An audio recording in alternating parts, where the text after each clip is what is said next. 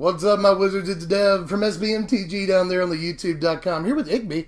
You're a rarity around these parts. Haven't seen you in a while on camera, buddy. But anyway, we're going to try and pull off a deck tech here today because yesterday I went to the dentist and they took 7 teeth out of my mouth, but they officially gave me front teeth. Bing, right there. So I have been using this dumb plastic piece for like 2 years because right before I started the channel, I walked into a door that someone was coming out of and that busted my front teeth up. So I've been sans front teeth for a couple of years, but now I've got some chompers, but my mouth hurts really bad because they took a lot of teeth out of my mouth. So don't drink so much Mountain Dew, kids, is the moral of the story.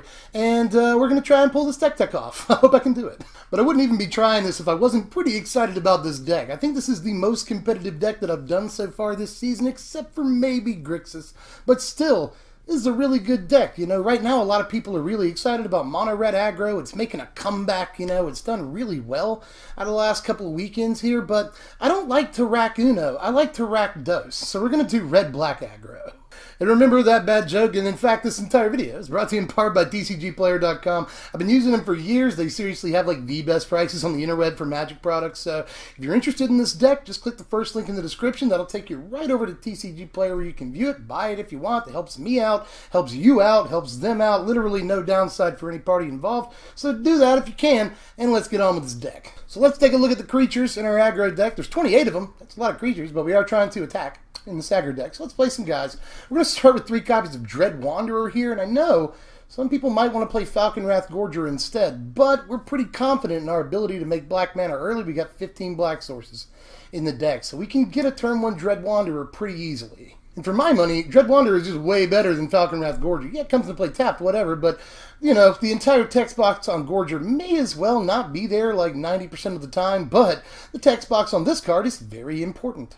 You know, after a Sweltering Suns or an Hour of Devastation blows you out, this thing can come back. So, really like Dread Wanderer a lot. If we're going to play 1 mana 2/1, I'd like to play one that's resilient to removal so we can give control a headache. This is an aggro deck. We're trying to Ricky Bobby it, you know, we want to go fast. So we're going to play some more 1-drops here. We're going to play a playset of Bomat Courier, a card that's way better than it looks. And has been the entire time that it's been in Standard. There's people that don't like this card very much, but it keeps popping up in aggro lists for like the last year. So there's a reason for that. It just does so much. It doesn't tax the mana base at all. It's an artifact for Unlicensed Disintegration in this deck. It's super important. And it can just start swinging the turn that it comes out. We've got a fair amount of haste guys in this deck, and even though it's just a 1/1, every little bit of chip damage counts, especially if you can get it down turn 1. And sometimes, again, if you can get it down really early, it's going to draw you like 3 or 4 cards later on in the game. If you just leave 1 red mana up, they go to remove it or block it in combat or whatever, then boom, you're getting like 2 or 3 cards a lot of the time. Like, I know he's got a lot of fun nicknames, Laundromat Courier, but like, still, take the card seriously. The thing is actually really good, and has been this whole time. Now, this next guy isn't necessarily a 1-drop, but he's sort of an honorary 1-drop. We're never going to play him on turn 1, but we want to play him for 1 mana. We're going to play a playset of Bone Picker in this deck. Now, you know, earlier I was talking about how, like, people are really excited about mono red aggro right now. We want to know if it's going to actually make it all the way at the Pro Tour. Is it a real deck? All that stuff. Mono red aggro is getting a lot of eyeballs right now. So, if we're going to play black in our aggro deck, we have to have a good reason. And honestly, I think Bone Picker is one of the best. And we've got like 9 relatively cheap pieces of removal in this deck, and like 6 of those cost 2 mana or less. So Bone Picker can easily come down on turn 2 or 3 sometimes, and sometimes you'll get multiple Bone Pickers, and that is freaking backbreaking for a lot of decks. Nobody wants to see like a Braid into double Bone Picker on turn 4. That's tough to get out from under. You know, Bone Picker attacks really effectively. It's just 1 mana a lot of the time for a 3-power flyer. Best deal in Standard right now. And it's got Death Touch, which means it can just swing in against big stuff and like dare them to block it, or you can leave it back to block big stuff in the air. You know, you'll be more than happy to trade this sometimes with something like an Avacyn or even a Heart of Kiran. You know, your investment was usually less than theirs to get your Bone Picker out.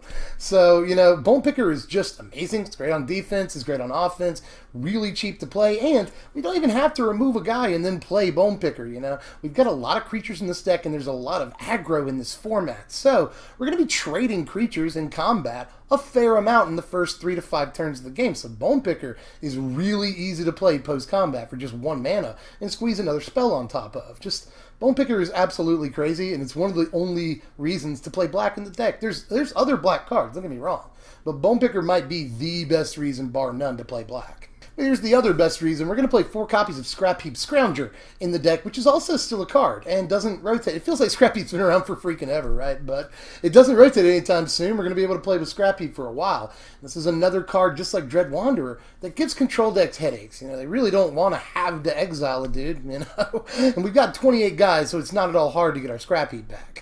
This too, by the way, importantly, is an artifact for Unlicensed Disintegration. That'll come up a lot.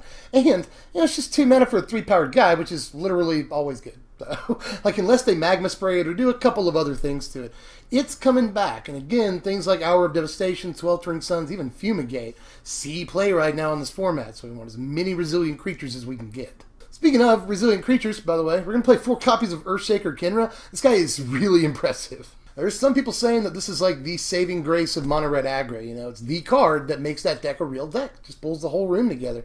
And really, I can't disagree with that. You know, in the mono red variants that I've been messing around with, and in this deck also, this card just does everything for you on turn 2. You always want to draw it early. It curves really well with our other creatures. You know, as a first turn Dread Wanderer or Bomat Courier into a resilient Kenra, or I always want to say resilient. Doing Earthshaker Kenra can just mean like 3 to 4 damage on turn 2, easy peasy, and you keep a guy from blocking. And again, resilient dude, you know, comes back once we have a fair amount of mana, but be surprised how often we get there. Comes back after like mass removal or just spot removal even. Keeps an even bigger guy from blocking, is an even bigger threat, can't be countered out of the graveyard. Just like so many amazing things about Kenra in this format. Trust me, you want a full playset of this card because it's one of the best cards in the whole deck. Still more 2-drops. We're playing 11 of them, so this is the last one. We're going to play 3 copies of Glint Sleeve Siphoner in the deck. You might want to go with the playset here, but I felt like 3 was about right. Now, I don't think that Glint Sleeve is quite as good as our other 2-drops in this deck, but still an important 2-drop, especially against decks like Control and other decks like mid-range strategies that won't get off the ground until turn 3 or 4. You know, you can usually get an attack step or 2 in with a Glint Sleeve Siphoner, and that'll often mean an extra card or 2 drawn, which can be really, really important. 3-drop dudes, we're going to play 4 copies of On-Crop Crasher in the deck, another thing that has been seriously impressive. No doubt, this card is great. So first of all, just 3 mana for a 3-power guy with haste, decent deal right there, but he can come down and immediately keep a guy from blocking if you want him to, and you shouldn't even have to exert this guy too many times. Like, you shouldn't have to worry about him being tapped too often because we're trying to end the game by turn 5 or 6. So we get a couple of exert swings in with this guy. We're pretty happy, and honestly, this guy is best when he comes down on turn 3 against a naked board, or when you otherwise don't have to exert him, you know. If he comes down, you don't have to exert him, you get a free swing, no exerts, he untaps next turn, and if your opponent's played a creature, well, now they only have 1 guy, right? You can just exert him on this turn and keep their 1 dude from blocking. So this really punishes slow starts a lot. And, by the way, this works really well on curve with some of the other stuff we're doing in the early game. Like, we go turn 1, Dread Wanderer or Bomat Courier, turn 2, Kenra, into turn 3, On-Crop Crasher. Well, they haven't been able to block all game, and suddenly they're at half their starting life total on, like, turn 3. So, it's just ridiculous. Note how many dudes we have with haste in this deck, and we're actually not even done. So on that note, let's show you the other haste dude in the deck. We're going to play 2 copies of Hazaret the Fervent to finish off the creatures here. Hazer the Major Brazier Laser. This guy's awesome. Obviously, in this deck is a curve topper, you know. Usually by turn 4, you'll either be very low on guards or have no cards in your hand. So, really good 4-drop. Can usually swing the turn he comes into play, or sometimes the next turn. But that's still great, you know. Indestructible 5-power dude swinging every turn, sometimes the turn he comes into play, and gives us a little bit of reach with his onboard ability, too. It's just like, we gotta play Hazaret, right? I mean, and by the way, with Hazaret here, literally half of our creatures, like 14 of our 28 dudes, have haste, which can be really awesome against a lot of decks right now. Not just Control, but even mid-range and aggro decks even. Now the rest of the deck is spells, because that's how we play Magic. So let me show you those right now, because they're all removal. I can show them to you all at the same time. We're going to play 3 copies of Fatal Push, 3 copies of Abrade, and 3 copies of Unlicensed Disintegration. Now, Push doesn't necessarily have to be in this deck. If you don't have Fatal Pushes or you don't have the dough to buy them, I don't blame you. You can just put Magma Spray or Shock in this deck. That would be fine too. But I think that Fatal Push just barely edges out either of those cards, and we're trying to build the most competitive deck possible here. So, again, you can play Shock or Magma Spray if you feel like it, but Fatal Push, I think it's just a hair better. And all those cards I just mentioned, really just Shock and Fatal Push, not necessarily Magma Spray, are all really, really good in the early game with Bone Picker. That's one of the reasons I'm playing Push over Magma Spray, is because Spray doesn't work with Bone Picker, but Push does. That can be really important. Now, the 3 of Braid, I've opted to play instead of Harness Lightning in this deck, and yeah, we're playing Gunsleeve, yeah, we're playing Ether Hub, but I still think that a Braid is just better in the current format than Harness Lightning, and I'd rather play it, you know. First of all, it's going to kill a lot of small dudes that we're seeing in this format right now. There's a butt ton of aggro, so a Braid kills all those little guys. But Harness Lightning can do that too. What Harness Lightning can't do is easily kill something like a Heart of Kirin or Torrential Gearhulk. Or, for that matter, a Monument. You know, a Catcher's Monument is still a pretty popular deck right now, and I want something in the main deck that can deal with that so that we don't get overwhelmed with a bunch of dudes. Just long story short, I want the ability to take out artifacts, and I want the ability to easily kill a Torrential Gearhulk, and a Braid can do all of that while still doing most of the stuff that Harness Lightning does. And the 3 of Unlicensed Disintegration is the other, best reason to play black in the deck. This is still a really strong card that gives us an awful lot of reach in the late game. You know, a Bolt to the Face is great on turn 5 or 6 or even later. This can kill Torrential Gearhulks and deal that last few damage that we need to do, or at least put us within striking distance of doing the last few damage and kill one of the only creatures in their deck. So this card has always been great against Torrential, but it's good against literally every creature in the format, whether it's Glorybringer, Heart of Kirin, or even small dudes. So really love Unlicensed Disintegration. If we're going to play red-black, we've got to make room for this, at least in my book. Let's have a look at the mana base. We're playing 23 lands in the main deck here. I've actually got a land in the sideboard. I'll talk about that in a second. But playing 23 main deck lands here. There's 15 black sources, 16 red sources, and something like 10 colorless sources, which will also matter once we get to the sideboard. But if you take nothing away from this mana base, just know that Sunscorched Desert and especially Ramunap Ruins are the real deal. Ramunap Ruins is great. If you haven't noticed, we've got a lot of reach in this deck. You know, we've got some things like Unlicensed Disintegration that can put that last few points of damage in for us. We've got Hazaret, that's a great, on-board ability that gives us some reach. And Ramunap Ruins can sometimes deal like 4 damage for us, or even 6 or more sometimes over the course of the game if we get more than 1 Ruins or more than 1 Desert. So just like, you can get them down to like 8 sometimes and then finish them off with lands and Unlicensed Disintegration. It's not at all hard to finish off control or mid-range anymore. Here's our sideboard right here, and this has actually been worked on a lot. 2 copies of Chandra's Defeat. You'll see 1 in a lot of decks, but since mono red aggro is such an important deck right now, and you could argue that red is one of the best colors in the format, period. A lot of decks are playing red right now. That Chandra's Defeat is actually really important. Even if you're just taking out Falconwrath Gorger, it only costs you 1 mana at instant speed, and then sometimes you'll be killing Chandras and Glorybringers. So I am down for 2 whole copies of Defeat here.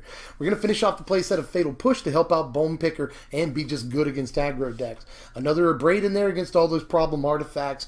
Warping Whale is the tech against things like Hour of Devastation, Sweltering Suns, Fumigate, any sweepers. We should be able to get to a colorless mana by turn 4 or 5, or most turns that they're going to be looking to play a sweeper on. So if we can get that colorless mana and a Warping Whale, then that's going to really blow people out when they try to play their Hour of Devastation. You should see the look on their faces. We're going to play 2 copies of Thought-Knot Seer as well. This is the other thing we need colorless mana for. This is quite good against control if you can resolve it. It's a good threat on the ground, and it takes the best thing out of their hand. And it's really not at all that hard to resolve a lot of the time, honestly, and it's pretty decent against mid-range strategies and Delirium, stuff like that. So I like Thought-Knot right now. It's almost worth putting in the main deck, but I definitely want to have it for the control matchup in the side. It's also just another solid threat, which is always good against control.